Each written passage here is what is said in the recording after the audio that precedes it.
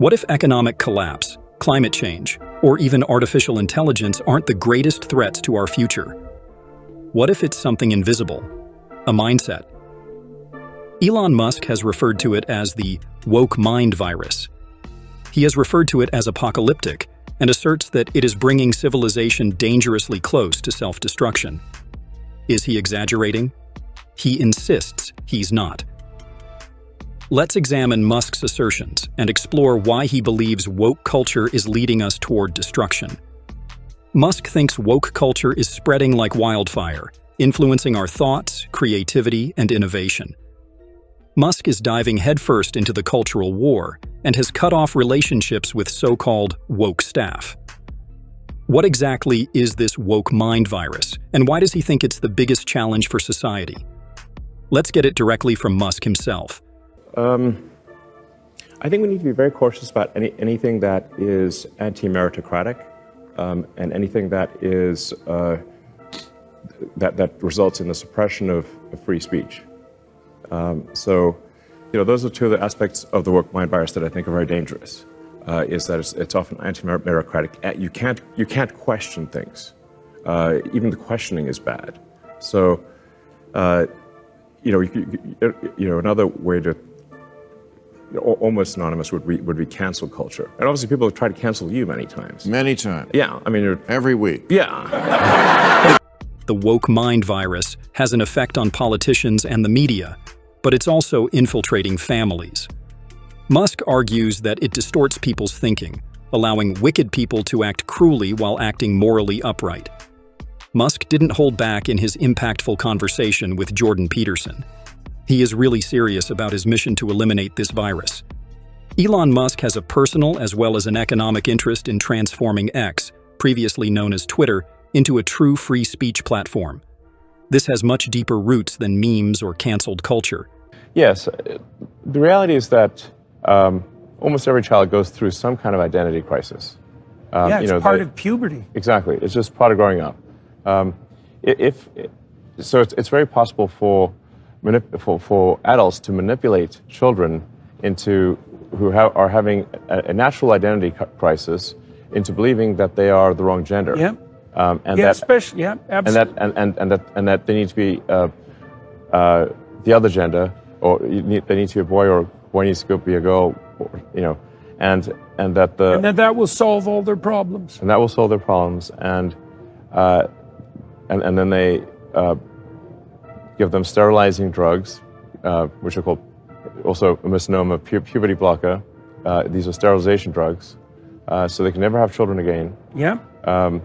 They can have double mastectomies, mutilation. They have their forearms stripped to build non-functioning penises. Yeah, it's macabre, we have an age of consent for a reason. That the reason you can't get, say, tattoos below age 18, or drink or drive. There are ages at which you can do things, because if we allow children to take permanent actions when they're 10, 12, 14 years old, they will do things that they subsequently greatly regret. In a heartbreaking conversation with Jordan Peterson, Musk disclosed a painful period in his life. In 2022, his son Xavier transitioned and broke off contact with him. For Elon Musk, it wasn't merely the loss of his son. It was about the deep connection they once had. Musk said he regrets terribly that he felt duped into allowing hormone therapies and puberty blockers for his son. He talked candidly about how medical professionals and activists convinced him that his son would commit suicide if he didn't transition. Anyway, and so I lost my son, essentially. They call it dead naming for a reason. Yeah, All right, so the reason it's called dead naming is because your son is dead. So my son Xavier is dead, killed by the woke mind virus. I'm sorry to hear that. Yeah. I can't imagine what that would be like. Yeah, and there's lots of people in that situation now. Right. It's not pretty. and lots of demolished kids. Yes. Yeah, well, So- that's a good reason to be the final straw. All right, so let's. So I vowed to destroy the woke mind virus after that. And we're making some progress. Could the so-called woke mind virus be a serious danger to progress and free speech? He believes that woke culture is breaking society apart. It's making it almost impossible for people to have open discussions without worrying about being attacked or canceled. Musk claims that wokeism threatens not only the right to free speech, but also progress, creativity, and even family relationships. To him, it's not just a passing trend. It's a dangerous mindset that could potentially cripple society. Also, Musk is not only talking the talk, he is taking action as well. Do you remember when he purchased Twitter, now known as X, for an astonishing $44 billion? That was only the start of his quest to change the story. Musk believes that free speech should always be protected.